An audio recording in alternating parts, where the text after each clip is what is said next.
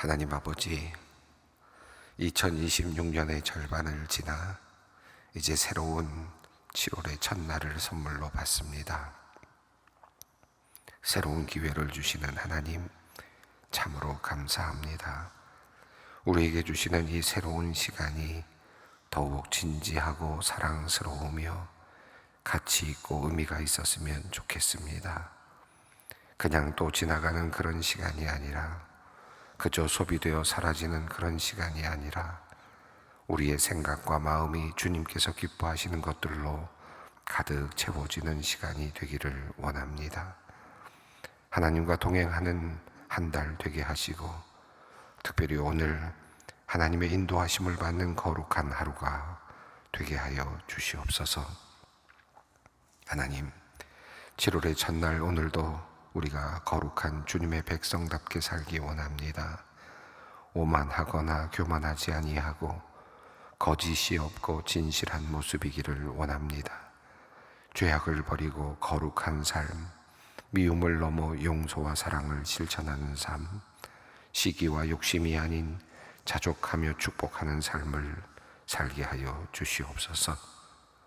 하나님, 이 일은 오직 성령의 능력 안에서만 가능한 줄 아오니 우리에게 성령을 보내어 주시옵소서. 그리하여 성령 안에서 우리의 일생이 예수 그리스도를 닮아가는 삶이 되게 하여 주시옵소서. 하나님, 오늘도 우리가 기도의 자리로 나왔습니다. 이 복되고 귀한 자리로 우리를 이끌어 주신 주님께 감사를 드립니다. 소망의 성도들이 여러 사연과 소원을 가지고 주님 앞에 나왔사오니 간절한 우리의 기도를 물리치지 말아 주시고 주님께서 응답하여 주시옵소서. 우리의 기도에 선하게 응답하여 주실 줄 믿으며 간구하오니 주님께서 한 사람 한 사람의 사정을 들으시고 가장 좋은 곳으로 응답하여 주시옵소서. 기도할 때 세상이 줄 수 없는 평강을 허락하여 주시고 하나님의 도우심으로 문제가 해결되는 귀한 역사를 경험케 하여 주시옵소서. 하나님, 7월의 첫날부터 새로운 일을 시작하는 성도들이 있습니다. 이 새 시작을 주님께서 기뻐하시며 축복하시는 줄 믿사오니 주님의 은혜 가운데 형통케 하여 주시옵소서. 좋은 사람들을 만나게 하시고 도울 이들도 보내어 주시옵소서. 새로운 직장을 찾고 있는 성도님이 있습니다. 또한 면접을 마치고 결과를 기다리는 성도님도 있습니다. 한 분 한 분 하나님께서 그들의 발걸음을 인도하여 주시어 견고한 땅을 밟아 나가듯 가는 길이 든든하고 틀림이 없게 하여 주시옵소서. 멀리 외국에 나가 있는 성도님, 군에 간 청년들, 사업으로 바삐 움직이는 기업인들, 방학으로 잠시 한국에 들어온 유학생들, 아이들을 기르느라 정신이 없는 젊은 엄마 아빠들, 병상에서 깊은 밤을 보내고 이제 막 새벽 기도에 채널을 맞추고 함께 기도하는 환우들, 우리 성도님들의 삶의 자리가 모두 다르지만 한 분 한 분 주님께서 그분의 자리에 함께하여 주시기를 원합니다. 복음의 기쁨이 가득하고 주님께서 주시는 평안이 넘치는 우리의 성도님들의 삶이 되게 하여 주시옵소서. 하나님, 새롭게 주시는 시간을 기쁨으로 받으며 하나님께서 우리에게 선물로 내려주신 많은 것들을 세워봅니다. 우리의 재능과 달란트, 그리고 건강과 재물과 여러 관계들, 하나님, 우리에게 주신 것들을 가치 있게 사용할 수 있도록 지혜를 주시고 마음의 소원을 주시기를 원합니다. 우리가 가진 것들이 어려운 이웃을 돕는 귀한 도구가 되게 하시고 우리의 재능과 은사가 다양한 이웃을 유익하게 하는 섬김의 도구가 되게 하여 주시옵소서. 이를 위하여 우리에게 주신 달란트와 모든 것을 아낌없이 사용할 수 있는 헌신의 마음을 허락하여 주시옵소서. 그리하여 우리가 이 땅에 복을 쌓는 것이 아니라 하나님의 나라의 복을 쌓으며 기쁨을 누리게 하여 주시옵소서. 우리를 한 몸으로 부르시는 하나님, 우리 소망교회 온라인 지구를 위해 기도합니다. 거리가 멀어서 몸이 불편해서 저마다의 사정으로 현장에 함께하기 어려운 이들이 주님 안에서 한 공동체로 이어져 신앙생활을 이어가고 있습니다. 비록 떨어져 있어도 같은 말씀을 묵상하고 같은 시간에 무릎을 꿇으며 서로의 이름을 부르며 기도하는 이 귀한 지체들을 주님께서 친히 품어 주시옵소서. 이들이 오히려 떨어져 있기에 더욱 사모하는 마음으로 주님께 나아갑니다. 온라인으로 함께 모여드리는 기도의 자리마다 성령께서 임하셔서 주님의 사랑이 더욱 깊이 흐르게 하여 주시옵소서.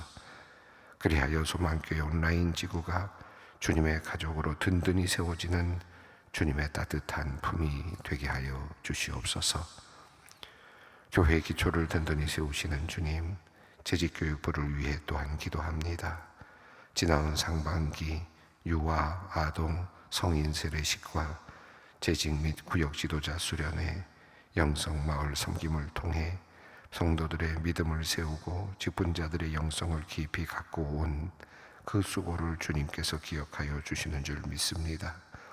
보이지 않는 곳에서 묵묵히 섬긴 이 헌신을 기뻐 받으시고 수고한 모든 손길에 하늘의 위로를 내려주시고 풍성한 상급으로 갚아 주시옵소서. 하반기에 이어질 교육과 훈련의 모든 자리에도 성령의 임재가 충만하길 기도합니다. 그래야 한 사람 한 사람의 삶이 변화되며 믿음의 뿌리가 깊이 내려지는 역사가 나타나게 하여 주시옵소서. 이 귀한 사역을 통해 성도들이 그리스도의 마음을 품는 섬김의 일꾼으로 세워지게 하시고 재직교육부에 섬기는 모든 이들에게 지치지 않는 새 힘과 기쁨을 또한 더하여 주시옵소서. 하나님, 이 시간 하나님의 말씀 앞에 섭니다. 들려주시는 말씀을 통해 깨달음을 얻게 하시고 찔림을 주시는 말씀을 통해 회개하게 하시며 명하시는 말씀을 통해 순종하게 하시고 위로하시는 말씀을 통해 힘을 얻는 시간 되게 하여 주시옵소서. 우리 주 예수 그리스도의 이름으로 기도드리옵나이다. 아멘. 오늘의 말씀입니다. 이사야서 34장 1절로 7절까지 말씀입니다. 이사야서 34장 1절로 7절까지 말씀을 함께 봉독하겠습니다. 열국이여 너희는 나와 들을지어다. 민족들이여 귀를 기울일지어다. 땅과 땅에 충만한 것 세계와 세계에서 나는 모든 것이여 들을지어다. 대저 여호와께서 열방을 향하여 진노하시며 그들의 만군을 향하여 분내사 그들을 진멸하시며 사륙당하게 하셨은즉 그 사륙당한 자는 내던진 바 되며 그 사체의 악취가 솟아오르고 그 피에 산들이 녹을 것이며 하늘의 만상이 사라지고 하늘들이 두루마리같이 말리되 그 만상의 쇠자남이 포도나무 잎 마름 같고 무화과 나무 잎이 마름 같으리라. 여호와의 칼이 하늘에서 족하게 마셨은즉 보라 이것이 에돔 위에 내리며 진멸하시기로 한 백성 위에 내려 그를 심판할 것이라. 여호와의 칼이 피 곧 어린 양과 염소의 피에 만족하고 기름이 곧 수양밭 기름으로 윤택하니 이는 여호와를 위한 희생이 보스라에 있고 큰 살육이 에돔 땅에 있음이라. 들소와 송아지와 수소가 함께 도살장에 내려가니 그들의 땀이 비에 취하며 흙이 기름으로 윤택하리라. 아멘. 오늘 말씀은 이사야서 34장 말씀입니다. 아마 이사야서를 꼼꼼하게 함께 읽어 내려오시는 분들은 이사야서의 장이 한 3장 정도 건너뛰었구나 라고 하는 것을 아시게 되는 분들도 계실 것 같습니다.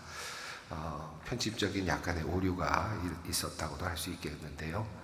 다시 이렇게 편집을 하려고 보다 보니까 이 내용이 중첩되는 내용도 좀 많이 있고 그래서 그냥 그대로 34장으로 일단 넘어가도록 하려고 합니다. 그리고 그 사이에 중요한 부분들은 제가 중요한 때 또 함께 설명을 드리는 방법으로 그렇게 진행을 하려고 합니다. 34장까지 좀 읽어왔는데 저희가 사실은 30장 마지막 절까지 읽었습니다.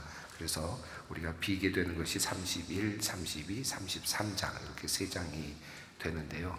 마침 그 내용들이 중첩이 되는 부분들이 꽤 있습니다. 오늘 제가 그 부분들을 좀 간단히 설명을 드리고 그리고 오늘 34장으로 이어 넘어가도록 하겠습니다.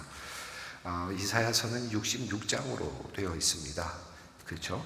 66장 중에서 3가지 단락으로 나누어질 수 있다고 말씀을 드렸습니다. 우리 이사야서를 처음 시작하면서 말씀을 드렸는데 1장부터 39장까지가 한 단락으로 되어 있고 그리고 40장부터 55장까지가 두 번째 단락으로 그리고 세 번째 단락은 56장부터 66장까지입니다.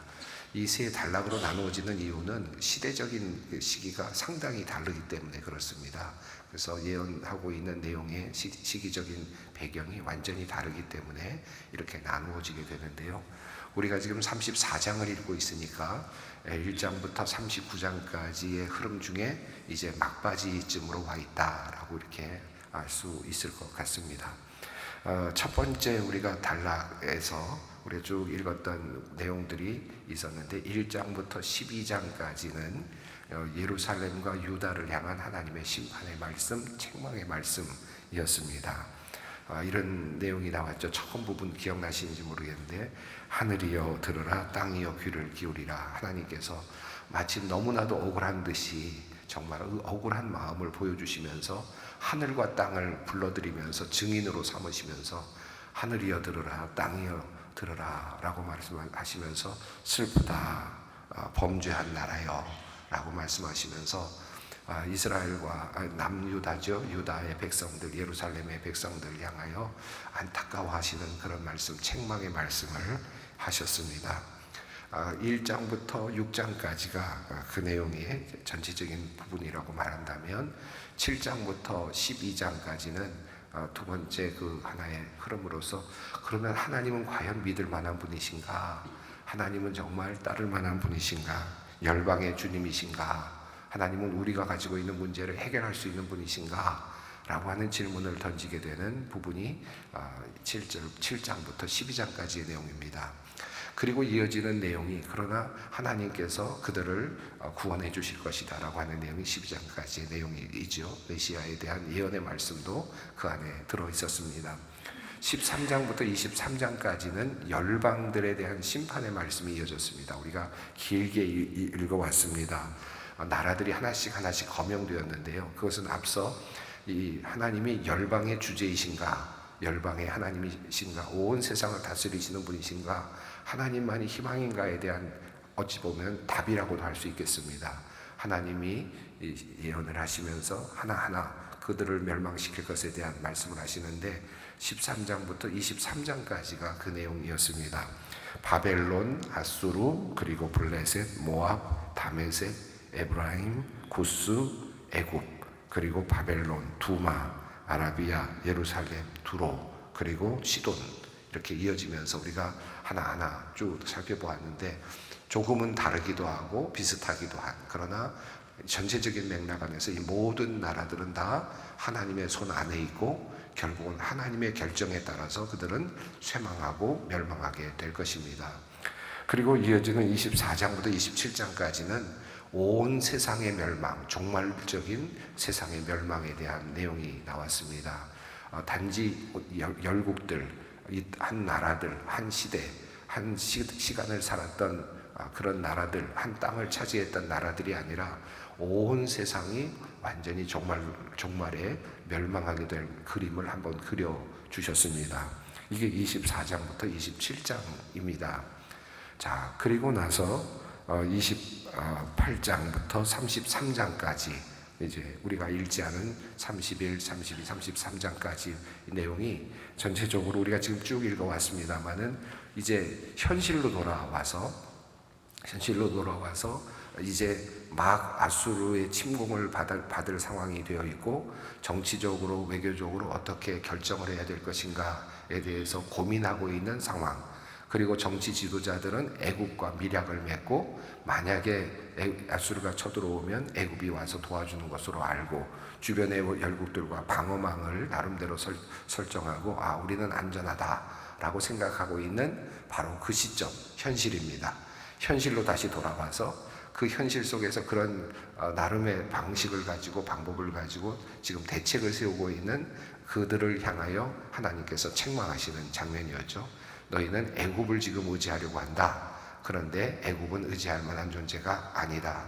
오직 하나님만을 의지해야 된다. 너희는 하나님 앞에서 잠잠하고 하나님을 신뢰해야 된다. 라고 하는 내용을 말씀하는 내용이 바로 28장부터 33장까지입니다. 그러니까 우리가 쭉 읽어오면서 그 주제들은 이미 다 살펴보았습니다. 이미 그 내용들은 계속해서 살펴보았고요. 그러면서 중간중간에 하나님은 메시아적인 예언, 다시 말하면 하나님께서 이 이스라엘을 구원하실 것이다 라고 하는 그런 내용이 중간중간에 나왔습니다. 자, 우리가 읽지 않은 31장, 32장, 33장에 대한 내용을 간단히 설명을 드리면 31장은 역시 같은 내용입니다. 애굽은 사람이 아니라 사람이요 신이 아니다. 애굽을 의지해서는 안 된다 라는 것입니다. 애굽을 의지하는 사람들에 대한 경고의 말씀, 우리가 앞서 읽었던 내용이 반복됩니다. 그러면서 하나님께서 내가 이제 너희를 새끼를 품듯이, 새가 새끼를 품듯이 내가 너희를 품어주겠다. 내가 너희를 구원할 거다. 다시 말하면 너희를 구원할 존재는 애굽이 아니라 나 하나님이다 라고 하는 내용입니다. 이게 31장에 나오는데요. 이 내용은 거의 앞부분과 거의 중첩이 되기 때문에 그냥 지나갈 수 있을 정도의 그만큼의 내용이고, 여러분께서 읽으시면은 충분히 그 내용을 아실 수 있는 내용입니다. 32장으로 넘어가면 공의로우신 왕의 통치 장면이 나옵니다. 우리가 이사야서를 읽을 때마다 하나님만이 희망이다 라는 말씀, 그 말씀을 주실 때마다 메시아적인 종말적인 그런 하나님의 통치와 그리고 마지막 심판에 대한 내용이 계속 나오죠. 그래서 이 말씀이 신약으로 넘어가면 예수 그리스도의 종말적인 도래와 그리고 통치 그리고 하나님의 역사를 예언하는 말씀으로 그렇게 연결이 되곤 합니다. 그런데 정말 그렇습니다. 이 32장에서도 공의로운 왕이 통치하실 것이고 그리고 메시아 왕국이 도래할 것이다 라는 예언의 말씀이 나오는데요. 그때 하늘로부터 마침내 위로부터 한 영을 우리에게 부어주시리라. 15절에 32장 15절에 영을 부어주실 것에 대한 약속을 하십니다. 그러니까 예수 그리스도 이 땅에 오시는 메시아로서의 그 예수님께서 이 땅에 오셔서 성령을 이 땅에 보내주실 것에 대한 약속, 영을 보내주실 것이다 라고 하는 약속이 있습니다. 그래서 32장은 예수 그리스도의 메시아적 예언과 하나님 나라의 통치 그리고 성령의 예언, 이런 내용들이 들어있는 부분이라고 할 수 있겠습니다.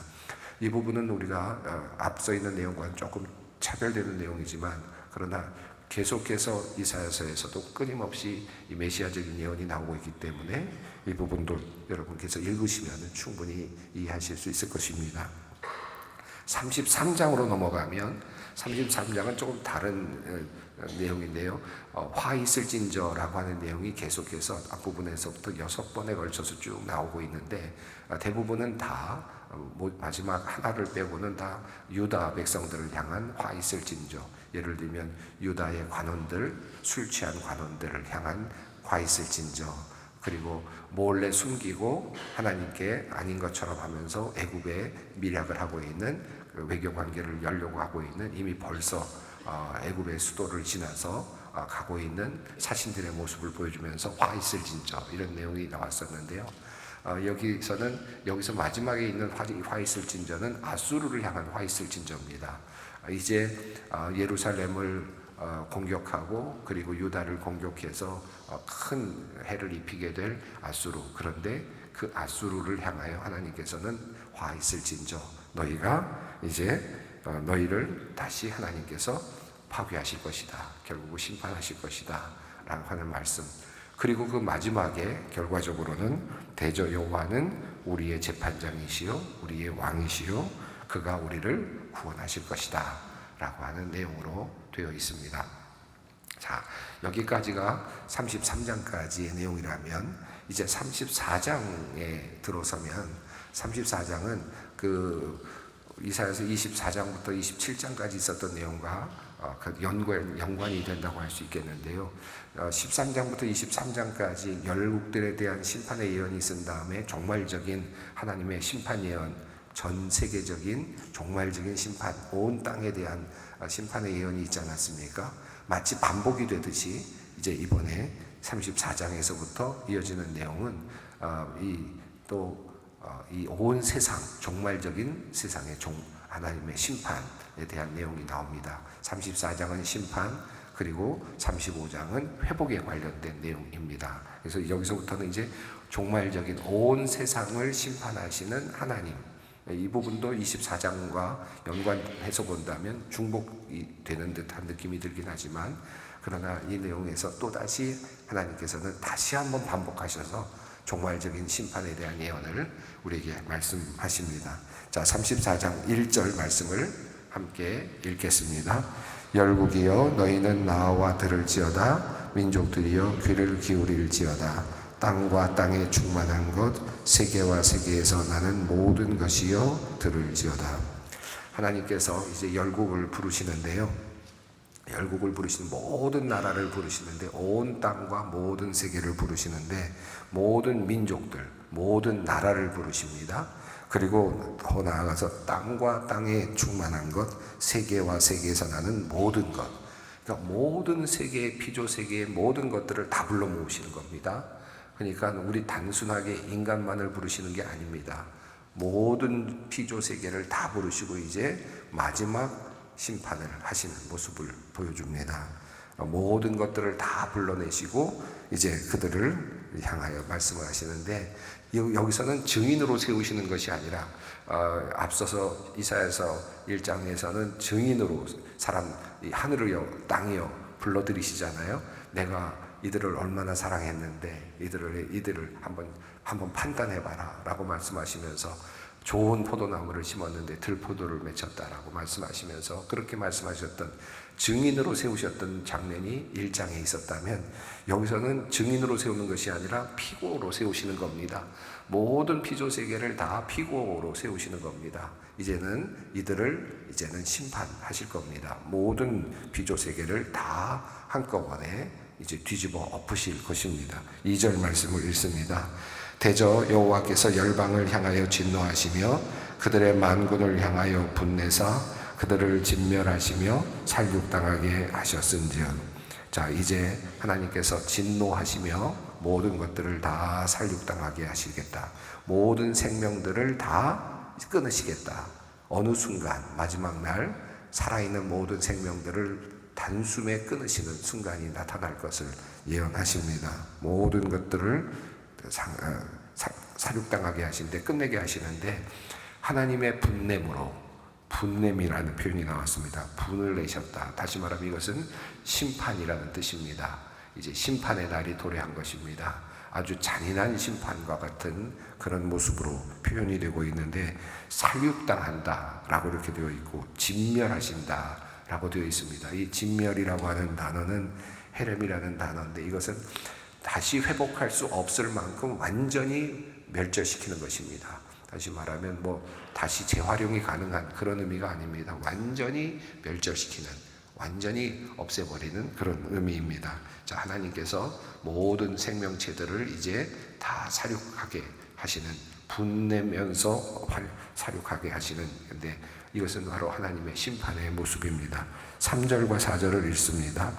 그 사륙당한 자는 내던진 바 되며 그 사체의 악취가 솟아오르고 그 비의 산들이 녹을 것이며 하늘의 만상이 사라지고 하늘들이 두루마리같이 말리되 그 만상의 쇠자람이 포도나무의 마름 같고 무화과 나무 잎이 마름 같으리라.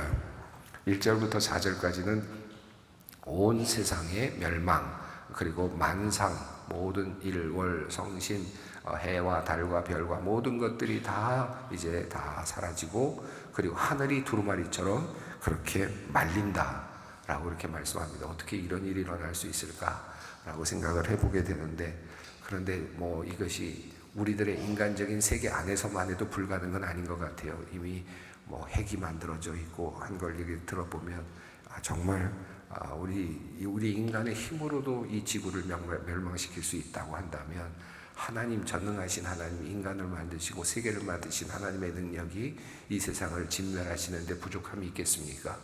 그런 면에서 본다면 이 세상의 종말은 있을 것이다. 이것은 분명히 성경이 우리에게 증언하고 있는 바입니다. 다만 이 종말의 마지막에 하나님께서 구원을 하시는 존재들이 있다는 것, 이것이 우리에게는 희망이고 그리고 살 길이라고 할 수 있습니다. 자, 5절부터는 에돔이라고 하는 존재로 다시 좀 내려가는데요. 1절부터 4절까지가 온 세상의 만물의 멸망을 이야기한다면 5절부터는 다시 조금 더 국지적으로 에돔이라고 하는 한 민족에게 이렇게 국한을 시키는데, 여기서 에돔은 단순하게 한 민족으로서 에돔이 아니라 이스라엘과 대치되는, 그러니까 선민과 대체되는, 반대되는 모든 민족 열방들을 지칭하는 하나의 상징적인 언어입니다. 자, 5절을 읽습니다. 여호와의 칼이 하늘에서 족하게 마셨은즉 보라, 이것이 에돔 위에 내리며 진멸하시기로 한 그 백성 위에 내려 그를 심판하실 것이라. 왜 에돔을 모든 반대적인 세력의 한 그림으로 그려왔는가? 그것은 이 성경이 이렇게 말하고 있기 때문에 그런데요. 아마 그도 그럴 수 있는 것이, 에돔은 야곱과 에서에서 에서의 후손들이죠. 그리고 야곱은 이스라엘 백성이 됐고 민족이 됐고 그의 형제 에서는 에돔 민족을 이루게 됩니다. 그래서 에돔과 이스라엘은 사실은 형제가 아닙니다. 크게 보면 그 형제가, 이스라엘은 민족을 이루었지만 가까운 친척이죠. 그런데 이스라엘 백성들이 이제 포로로 잡혀가고 또 아수르로부터 침략을 당할 때 에돔 사람들이 어떻게 했느냐 하면, 오바댜서 10절부터 14절까지를 보면 그들이 어떻게 했느냐 하면 그들이 기뻐했습니다. 그리고 재물을 탈취했고 성 안으로 들어갔고, 그리고 도망하는 자들을 도리어 막아세웠습니다. 그리고 도리어 원수에게 그들을 넘겼습니다. 그러니까 먼 형제들이라고 생각해서 도망을 가기도 하고 피하기도 했는데 도와주지도 않았을 뿐만 아니라 도리어 아수르에게 넘겨버리는 그런 일을 했기 때문에 에돔은 그들에게는 철천지 원수 같은, 또 믿었던 형제와 같은 사람들이 도리어 자신들을 그렇게 했기 때문에 에돔에 대한 반감이 굉장히 컸죠. 그런 것들이 예레미야 애가서 4장 21절 22절에도 나옵니다. 너희가 기뻐해라. 그러면 너희들도 똑같은 잔을 마시게 될 거다 라고 하는 얘기가 나올 정도로 에돔에 대한 반감이 굉장히 컸습니다. 자, 그런데 이 에돔은 그런 의미에서 모든 세상 사람들, 이스라엘의 구원받은 자와는 대별되는 존재로서의 에돔입니다. 6절과 7절을 읽겠습니다. 여호와의 칼이 피 곧 어린 양의 염소의 피에 만족하고 기름고 수양의 콩팥 기름으로 윤택하니 이는 여호와를 위한 희생이 보스라에 있고 큰 살육이 에돔 땅에 있음이라. 들소와 송아지와 수소가 함께 도살장에 내려가니 그들의 땅이 피에 취하며 흙이 기름으로 윤택하리라. 여기 보스라에 있다라고 했는데, 보스라는 에돔의 수도입니다. 그러니까 에돔의 수도 에돔 땅인데 6절과 7절을 보면 살육의 어떤 장면으로 나타나고 있고요. 여호와의 칼이 하늘에서 만족하였다 5절에 나오는데, 이것은 왜 사육을 하기 전에 사육을 하는 사람이 술을 잔뜩 마시고 나서 제정신이 아닌 상태에서 칼을 휘두르지 않습니까? 마치 그런 것처럼 여호와의 칼이 그렇게 지금 준비되어 있다라고 하는 뜻이고, 그리고 그 사륙의 모습이 6절과 7절을 보면 마치 제단에서 제사를 드리듯이 그렇게 사륙이 되는 것을 볼 수 있습니다. 마치 하나님께 제단에서 드려지는 것 같은 사륙의 현장이 6절과 7절에 나타나고 있습니다. 하나님의 심판의 도래, 그리고 전 세상, 온 세상의 멸망이라고 하는 그림을 또다시 그리면서 오직 하나님만이 우리가 유일하게 신뢰하고 그분을 따라야만 된다, 거기에만 희망이 있다라고 하는 이야기를 다시 한번 하기를 지금 시작하는 내용이라고 할 수 있습니다. 오늘 여기까지 함께 살펴보았습니다. 함께 기도의 자리로 나아갑니다. 하늘에 계신 우리 아버지의 이름을 거룩하게 하시며 아버지의 나라가 오게 하시며 아버지의 뜻이 하늘에서와 같이 땅에서도 이루어지게 하소서. 오늘 우리에게 일용할 양식을 주시고 우리가 우리에게 잘못한 사람을 용서하여 준 것 같이 우리 죄를 용서하여 주시고 우리를 시험에 빠지지 않게 하시고 악에서 구하소서. 나라와 권능과 영광이 영원히 아버지의 것입니다. 아멘.